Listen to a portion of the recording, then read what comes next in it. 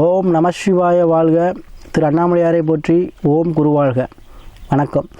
ஆன்மீக அன்பர்கள் அனைவருக்கும் இந்த சிவடியன் சிவகூர்த்தி சிவராஜனின் அன்பு கலந்த வணக்கங்கள்.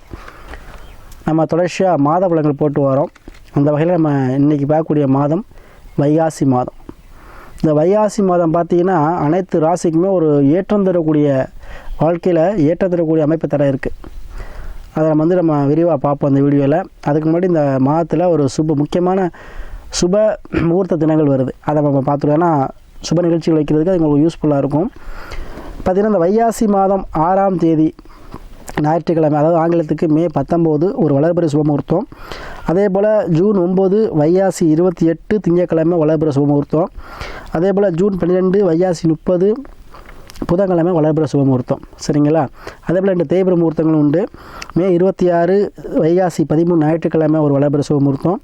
அதே போல் ஜூன் 2 வைகாசி 20 ஞாயிற்றுக்கிழமை ஒரு வளர்பிறை தேய்பிறை சுபமுகூர்த்தம். புரியுங்களா? தேய்பிறை முகூர்த்தம் 2, வளர்பிறை முகூர்த்தங்கள் 3 இருக்குது.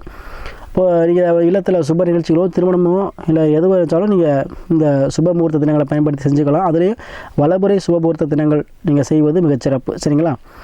அப்போ இந்த வைகாசி மாதத்தில் நம்ம இன்றைக்கி பார்க்கக்கூடிய ராசி கன்னி ராசி. பொதுவாக அந்த கன்னி ராசி அன்பர்கள் எப்பவுமே ஒரு ஆழ்ந்த அறிவு, நுட்பமான அறிவு, எதையுமே ஒரு நுணுக்கமாக செய்யக்கூடியவங்க, தகவல் தொடர்பு துறையில் அதிகமாக கவனம் செலுத்தக்கூடியவங்க, செல்ஃபோனு இது மாதிரி உபகரணங்கள் அதை பயன்படுத்தக்கூடியவங்க, கம்ப்யூட்டர், லேப்டாப்பு இந்த மாதிரி இதில் அதிக திறன் வாய்ந்தவங்க, சுருக்கெழுத்து, தட்டச்சு செய்கிறது, அதில் பேச்சு போட்டி, இந்த மாதிரி தனித்திறமைகளை அதிகம் வெளிப்படுத்தக்கூடியவர்கள் இந்த கன்னிராசி அன்பர்கள் தான். எப்படியாச்சும் இப்போ வாயை வச்சு பழச்சிக்குவாங்க. அவங்களுக்கு எப்போவுமே என்ன வேணும், தொழில் அமைப்புங்கிறது 2 தொழில் பண்ணுற மாதிரி தான் இருக்கும்.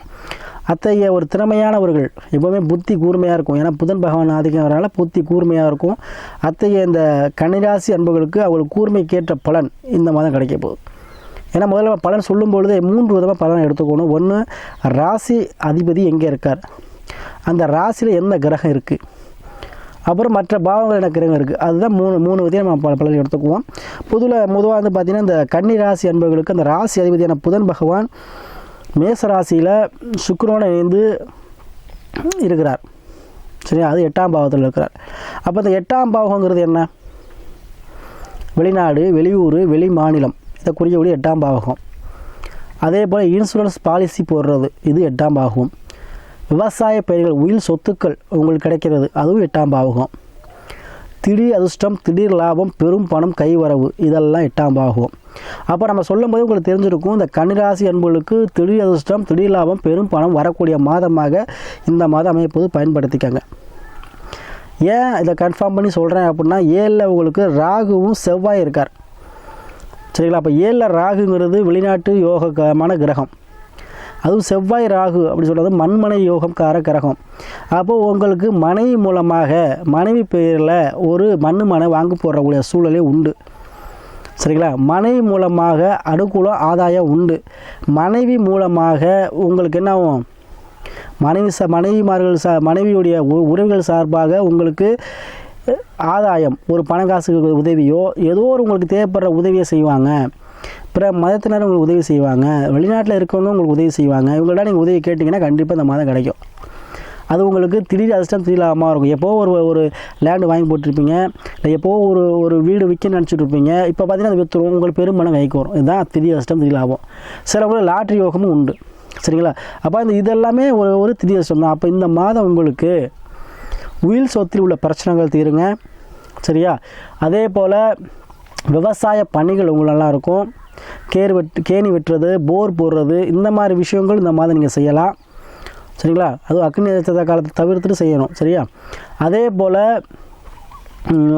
உங்களுக்கு வெளிநாடு செல்லக்கூடிய அமைப்பு, யாரெல்லாம் வெளிநாடு போக விரும்பினா கண்டிப்பாக வெளிநாடு போகக்கூடிய அமைப்பு இந்த மாதம் உண்டு. அதுலேயும் சுக்கிரன் புதன் இருக்கார். கண்டிப்பாக என்ன பண்ணுவீங்க, ஒரு வண்டி வாகனம் இருந்தாலும் டபுளாக வாங்குவீங்க. ஏன்னா ஏற்கனவே ஒன்று இருக்கும், இன்னொன்று வாங்குவீங்க. கால்நடை சேர்க்கைகள் ஏற்படும், கால்நடை வாங்குவீங்க. அதுபோல் அடகு வைத்த நகைகளை திருப்பக்கூடிய சூழ்நிலை இந்த மாதம் உங்களுக்கு உண்டு. சரியா? இதெல்லாம் நடக்கக்கூடிய பலனாக இந்த மாதம் உங்களுக்கு அமைப்பு. ஏன்னா ராசி அதிபதி என்ன பண்ணுறார், 8ல் போய் வந்துட்டார். இப்போ ராசியில் யார் இருக்கா, கேது இருக்கார். அப்போ கேது என்ன பண்ணுவார், சில சோம்பேறித்தனமான ஒரு இதை கொடுப்பார். என்ன சொல்வார், அதாவது முயற்சி பண்ணிட்டீங்கன்னா சேர்த்துருவீங்க. அந்த முயற்சி என்ன பண்ணுவார், கொஞ்சம் நமக்கு சோம்பலை கொடுப்பார். அப்போ என்ன பண்ணணும், உங்களுக்கு இந்த எடுக்கக்கூடிய முயற்சியை நீங்கள் என்ன பண்ணணும், குழப்பம் இல்லாமல் தெளிவாக எடுத்து வரணும். செய்யலாமா செய்யக்கூடாது ஒரு டபுள் திங்கிங் வேண்டாம். கண்டிப்பாக நீங்கள் செய்யுங்க. உங்களுக்கு முயற்சியெல்லாம் எல்லாமே வந்து என்ன சக்ஸஸ் ஆகும். சரியா? அதே போல் அந்த கிரகங்கள் பார்த்திங்கன்னா உங்களுக்கு 6ல் சனி இருக்கிறார், அதாவது கும்பராசியில். அதே போல் 9ல் குரு சூரியன் இருக்காங்க. சரியா? அப்போ 9ல் குரு வந்துட்டார், பாக்கியஸ்தானத்து குரு வந்துட்டார். கண்டிப்பாக 9 குரு தான் உங்கள் ராசியை பார்த்துருவார்.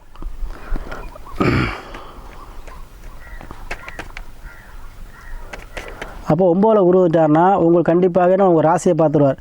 அப்போ வரக்கூடிய பாக்கியம் அனைத்தும் கிடைக்கக்கூடிய மாதமாக இந்த மாதம் இருக்குது. ஏன்னா குரு பார்க்க கோடி நன்மை.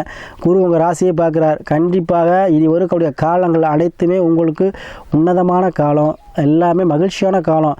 இவ்வளோ நாள் நீங்கள் கஷ்டப்பட்டுருந்தீங்க, அதாவது சின்ன சின்ன தடை தாமதமாக இருந்துகிட்டே இருந்திருக்கும். சில விஷயங்கள் கிடைக்கிற மாதிரி போயிட்டு கிடைக்காமல் போயிடும்.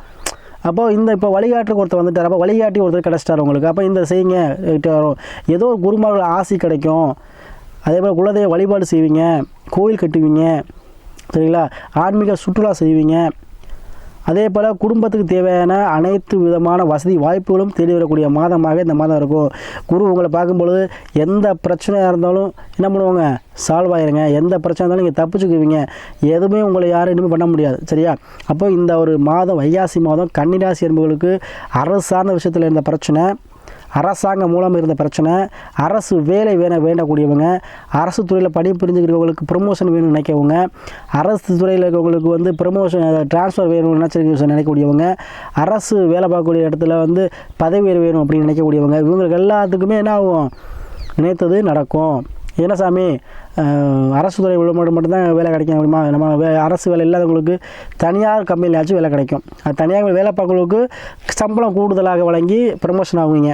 சரிங்களா? இது மாதிரி விஷயங்கள், நல்ல விஷயங்கள் நடக்கக்கூடிய மாதமாக இந்த மாதம் இருக்குது. அதுவும் திருமணத்தை சார்ந்த விஷயத்தில் உள்ள பிரச்சனைகள் ஈஸியாக முடிஞ்சிடுங்க. எவ்வளோ தோஷமாக இருந்தாலும் சரி, எவ்வளோ பிரச்சனை இருந்தாலும் சரி, தள்ளி போனாலும் சரி, இப்போ குரு பார்த்துட்டார்னாவே எந்த தோஷமும் வேலை செய்யாது. எப்படிப்பட்ட தோஷத்தையும் குரு நிவர்த்தி பண்ணுவார். அவர் ஒரு கிரகத்துக்கு மட்டும்தான், ஏன்னா சகல தோஷத்தையும் தீரக்கூடிய வாய்ப்பு இருக்குது.